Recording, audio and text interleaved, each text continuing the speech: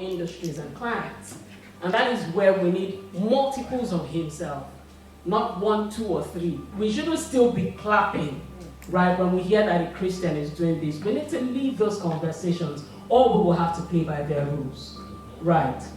Taking control with clarity, conviction, pioneering solutions. And if you're like me and, you might not be able to come up with a tech tool, at least be a thought leader. Write the articles.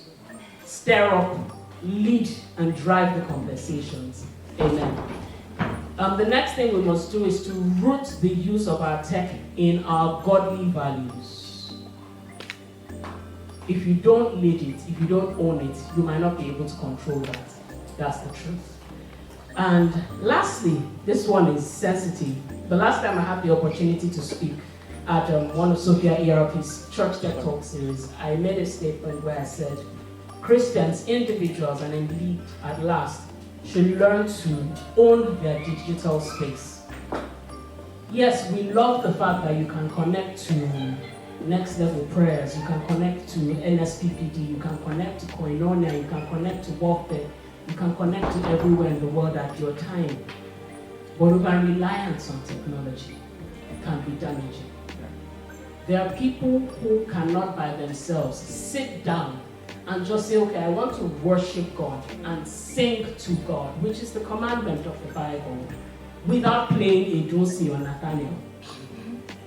Those people who we listen to and join are backed up by the years in which they spent themselves in God's presence.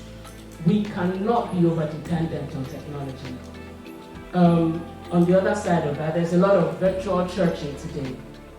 I lead a church where on Sundays we connect to one message that is preached wherever our senior pastor is in the world. However, my church will fail if the high point of every service is that message point. We are gathered for what, 2 hours? What happens for the remaining 1 hour, 20 or 30 minutes when a message is not being listened to? What other points, physical or virtual, am I leveraging to make sure that there's a rich and full experience for everyone that walks through the doors of my church? I decided to ask ChatGPT for a way to make this slide more punchy, and what you see right there is that the church should drive the mission, technology should carry the bags. So I leave you with that today. In closing, one of my favorite scriptures is 2 Chronicles 26:15.